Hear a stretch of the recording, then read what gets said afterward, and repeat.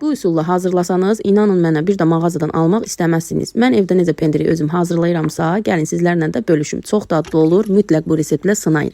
Mən 6 litr süd, 2 litr də qatıq götürdüm. Siz az və ya çox da götürə bilərsiniz. Südü qazana tökürəm.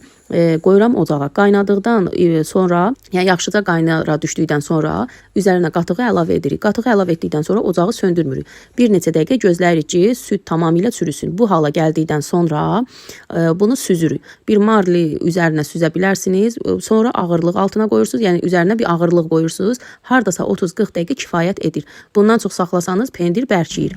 Qıraqda isə duzlu su hazırlayırıq. Mən elə pendirin südün öz suyunu götürdüm. Yəni pendirin.